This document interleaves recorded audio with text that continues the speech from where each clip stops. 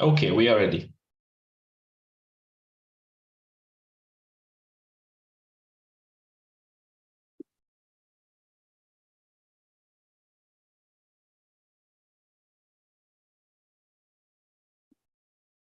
It's a big advantage to be an international school, meaning having people from all over the world. We have people from Australia and South Africa and Europe, Middle East, even Central Asia, India, America, Canada, South America. And somehow that extends our reach also culturally to all the many traditions, because each of these areas had its own expression of truth. And the more we can use, the more we can draw from, the better, really. The more angles we get, the closer we come to something. Today, we will be drawing from what is originally an Indian tradition, Buddhism, although, of course, it's spread much wider with time through the centuries. But we're going to be following the story of Siddhartha in parallel with a question I posed to all of you a few days ago, asking you to observe in the time leading to this workshop, because it takes time, doesn't it? It takes time to observe, not think so much, but observe. I invited you to look closely and observe what are the consequences of your sleep. Seems like an obvious question, but actually when you get to it, when you actually really try to pin it down, it's not that obvious, isn't it? Well, so what? So I sleep, so what? So what happens?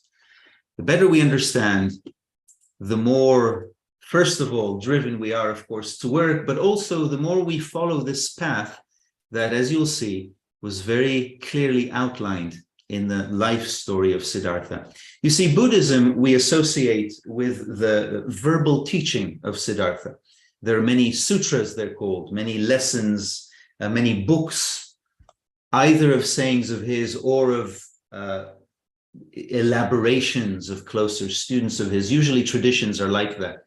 There is the core teaching and then things develop around it, and Buddhism is no different. We have his thoughts about the meaning of life, about suffering, about its relation to recurrence or samsara, and how to escape from this recurrence. All these things we have written down as his teaching, but there's also an inner meaning, a less known inner meaning to Buddhism that deals with a more metaphorical aspect of Buddhism and is very closely related to the life story of this person, at least as it comes down to us. How close it is historically is actually secondary.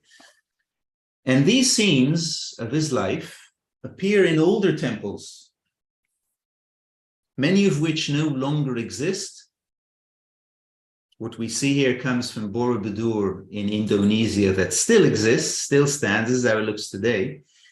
But even earlier than that, almost 1,000 years before that, this type of sculpture that you see before you, these reliefs on this kind of dark rock, became very popular in the area of Afghanistan and subsequently didn't survive so well because of all the political unrest of that region. And the temples built in those times actually displayed scenes from his life as a lesson. And you would walk through them as you can today, for example, in Borobudur, and you would look at one scene and reflect. Reflect is a very apt word because it has two meanings, right? Both to think more deeply about what the scene means, but also to use it to see yourself. And that's what we're going to try and do today, to use Siddhartha's stories to reflect on what are the consequences of our sleep. The story begins with his conception, which is an immaculate conception. He is son of a queen and king. This is Queen Maya, his mother, reclining in bed at night. so goes the story, during which she has a dream that she is transported elsewhere to an area with a lake of a special kind, and a white elephant appears to her and encircles her a few times and then taps her on the right side, just as you see here, at which point she awakens. Now, when we have dreams like this, if we have dreams like this, we wake up and we go, that was very strange. That must have some meaning. It leaves us with this kind of eerie feeling. As it did, Queen Maya,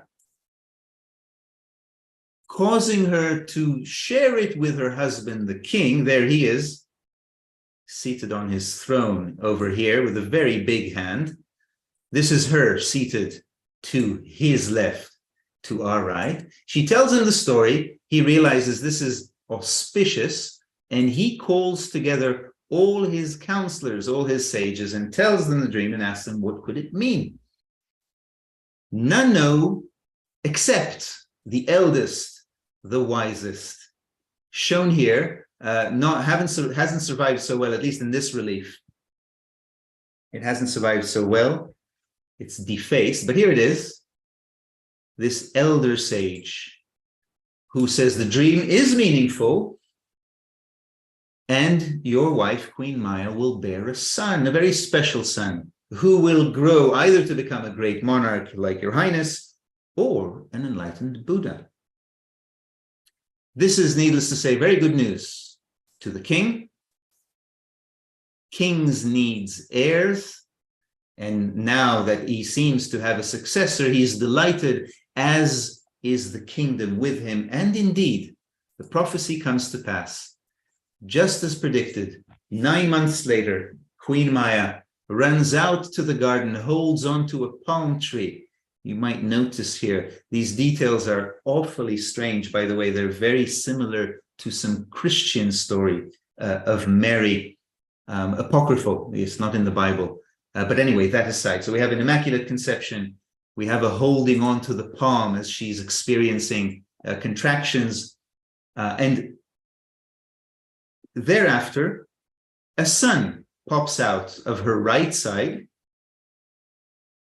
This is traditional, this is always shown that way, as in Buddhist sculptures of the birth of Siddhartha. He's coming out of her right. And by some accounts, he actually takes 7 steps, first thing that he does, and then proclaims something. But anyway, we won't go there. What is important for us is that the prediction has come to pass, and the happy king now has an heir. Of course, there is that bugging alternate prediction in the back of his head. What if my son becomes an enlightened Buddha? What good would an enlightened Buddha be for a monarch like me? But the king doesn't worry too much. He's a king. He is resourceful. And what he decides to do is enclose the young Siddhartha in a palace. This, of course, is not the palace. I just take some kind of a picture of a large building to convey the idea. And in this palace, according to the king's plan, the son will grow up, isolated from any disturbing impressions that might cause him to question the meaning of life. So the father doesn't want him to witness sickness and old age and conflict, yes, and argument and all these things that fill so much of our day, and paint life in such a questionable color. No, the king will have none of that. His son will grow up in utopia. And so he does, for many years, unsuspecting that he actually lives in a prison. And this is our starting point, because we too all grow up, psychologically speaking, with various specific tendencies that of which we are unaware. For example, take center of gravity. This teaching claims that each of us has a strength, has a gravity in one of these 4 lower centers. We're either intellectually centered, or emotionally centered, or moving centered, or instinctively centered, but we do not know, do we? Before we encounter this work, before we begin observing. We know what we feel or think, and we assume or we judge the rest of the world to be that way. So those of you intellectual, look at emotionally centered people experiencing all this inner turbulence and drama, and you go, you know, silly them. I mean, just drop it, just let it go. It's nonsense. It's insignificant. The emotionally centered people look at the intellectual centered people and go, you're so dry and boring and analytical and inhumane, and so on and so forth. Each looks through his colored pair of glasses, judging the world from there, not realizing that the source of the distortion lies in us and not in the world, because we actually are not perceiving the world as it really is. Till we start suspecting this, as Siddhartha will, but at this point, let's weave some of your own experiences to the mix before we continue with this story and see how the two blend. So who'd like to start? Who'd like to break the ice and share what consequences of your palace, of your sleep, have you observed? Krista, let's start with you.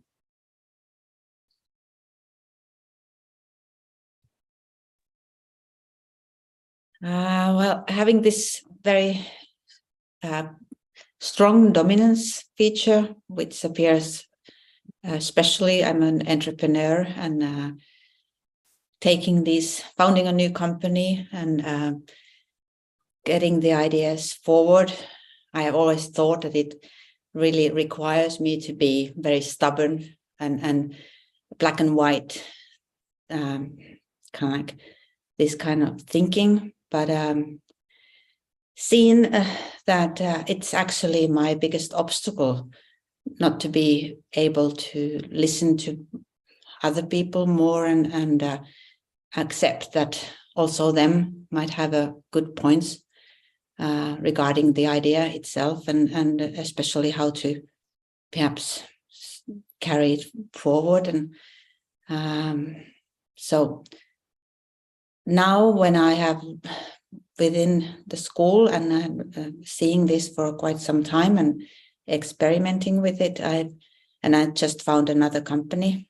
I have seen that, yes, if I only manage to hold it and keep quiet in different conversations, I not only learn new things, but make it easier for good things to happen, people to get also excited about those or the idea itself and contribute.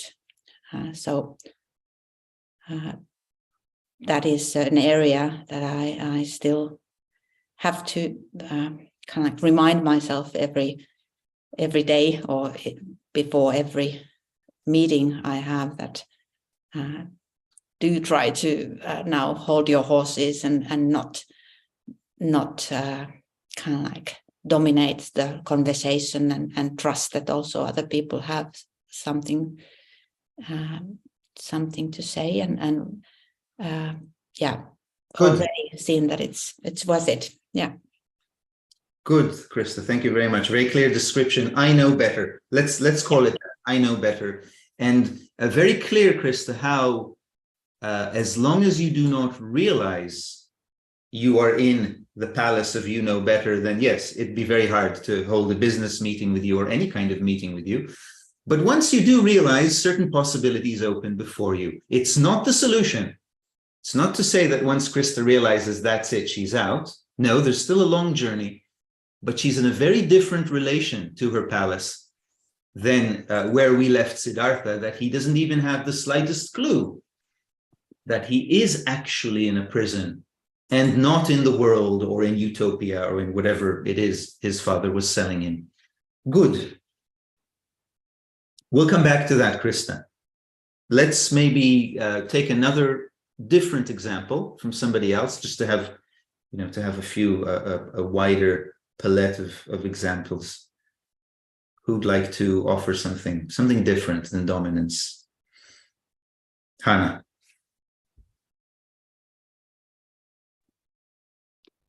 One of the things in my machine which it imprisons me as a kind of best way I can describe it is a sort of nervous excitement that I spend most of my life in. I get emotional very easily, and I also it comes with a certain sort of playing the fool. And just recently I decided I was going to have some insulation done in my roof, and I got 4 quotes. So I had 4 insulating men come and give me quotes, and I knew that this was very dangerous ground for me. I needed to be in the Kings, and specifically King of Spades, which is possibly my weakest card. And so for insulation man number 1 and number 2, I held my reins very, very well. I was very present. I asked intelligent questions. I listened when they spoke to me. I didn't play the dumb blonde. I played the sort of more knowledgeable householder. And it went very well, and I got my 2 quotes. And then the 3rd insulation man came, and I wasn't quite as prepared for him. And he turned out to be emotionally centered as well. And the 2 of us just kind of ended up in this, I don't know how to describe it, this hell of identification with each other. He was actually giving me not very good advice. He was undermining all the advice that all the other insulation men had told me. He was telling me he was my best friend, and I was believing him, and it was a complete and utter mess. And I ended up paying out a huge amount of money as a deposit for this roofing insulation. I went against all the things I had said I would not do, and absolutely fell for every single one of them. So it was a very good experience, because it very much showed me exactly what happens if I go into that side, my emotionally centered dumb blonde side, and what happens if I don't. And in your case, Hannah, ironically, I don't know if it's ironically, but in your case, it actually has a price tag. Yes, there's actually a consequence. It's funny, yes, we're speaking of consequence. In your case, it actually costs something, which is appropriate. Of course, not what I meant when I asked people for consequence, but it's even more vivid, isn't it, when it actually comes with a bill? Good. It sounds a bit like there is a little bit of naivete. Correct me if I'm wrong. And almost an emotional willing to go with the flow of the discussion, to be a good partner for discussion and jokes and stuff. And before you know it, he's actually tricked you into a bad deal, something like that. Exactly that. Exactly that. Yeah. Okay. So then, okay, very good. So we have another prison, a different prison of I'm fun, I'm a good conversationalist, and I take things lightly, and sure, yes, we can flow with it. And before you know it, you've actually sinned against your aim, because you had very good aim there at the beginning. You knew that you need to be, well, to behave prudently, let's say shrewdly. Okay, good. When did you catch yourself, Hannah, just to finish the story? When did you realize, oh, I lost the thread? Oh, immediately afterwards. He'd left, and I was driving to work, and I thought, oh my God, I've done it again. I could see it, everything. It's taken me 3 weeks to untangle myself from that mess that I made from an hour of unguarded behavior. Very interesting. Thank you, Hannah. Back to our story. For a long time, Siddhartha never suspects any awkward thing in this conjured palace of his father. But as he grows up, and thanks to the influence of a higher power, this is important, by the way, because throughout his story, there is a higher power. That they call them the gods or the devas. Doesn't matter what it's called. The thing is that there is a higher force that is interested and instrumental in his waking up to this prison and eventually leaving it. Without this higher force, he would never have come to this point. We'll come back to it periodically, but just to mention it, that it is they that cause him to wonder what lies beyond the palace walls. And indeed, he comes to his father and asks permission to explore. Of course, very innocently. He doesn't even know that this has been his father's intention to begin with. His father, realizing that to deny him to venture out would only increase the curiosity, agrees, but not before he bleaches, cleans, purifies the streets of his kingdom, again, from any troubling impression that might evoke questions, deeper questions on the part of his son. Nonetheless, as Siddhartha ventures out, here for the first time, shown on his carriage. Remember, he's a prince, so obviously he would be carried. Yes, he would be escorted on a carriage with a horse and a driver, not just walking. This is his driver who plays an important role, and there is an esoteric meaning to this too, of course. The horse, carriage, and driver and master here, that same key reappears here with the same significance, but we won't go into that right now because it's a little beside the point of today's presentation.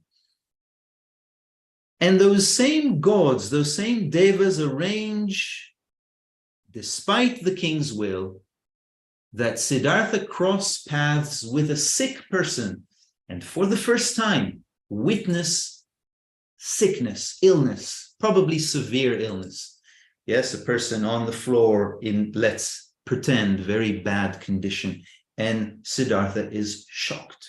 And he asks his driver, who plays an important part in this story, what is this? And the driver tells him, this is an ill man, very sick man, who has contracted something that has obviously harmed his physical state, and sickness exists. And this touches Siddhartha very deeply, so that although he returns to the palace, it is very hard for him to come back and return to the former way of living there at peace. Now his conscience prevents that. Yes? And that's what you feel from your stories, Krista and Hannah. So you come back to the palace. Yes, Hannah, you come back to the palace of I'm a sweet woman, or Krista, I know better.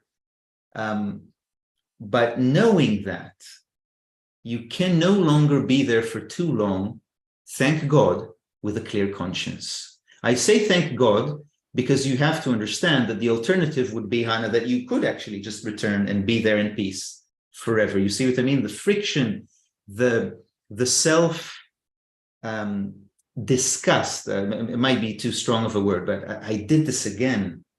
I didn't want to do this and I did this again, is actually very important in the trajectory of this story, in the unfolding of the plot. Siddhartha will go again and again and again, and eventually pop out, eventually gather the courage and willpower to escape. And when he does escape, this again, a relief from a Buddhist temple of those very, very early Buddhist. This is between the 2nd century BC and the 2nd century AD. There was a period of a few centuries very close to the existence of the Buddha, who had lived 400 years earlier, presumably. I mean, as far as archaeology knows. And this is also from one of those early temples. And look at how they show the moment of his mounting the horse and escaping his kingdom.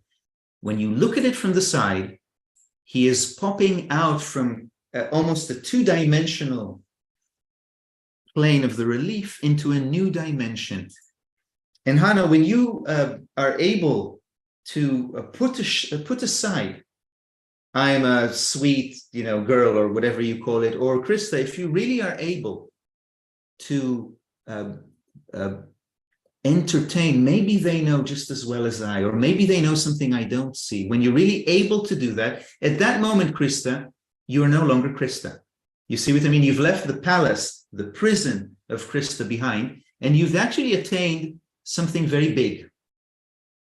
You've made a very big step. It's not the end. It's not, and neither is it the end of the story of Siddhartha, but it is definitely a pivotal moment in his evolution that will end later on, of course, in a even more pivotal moment where he sits under the Bodhi tree and breaks through and becomes enlightened. Let's stop the live broadcast here, please, Christian, and open up to more personal discussion.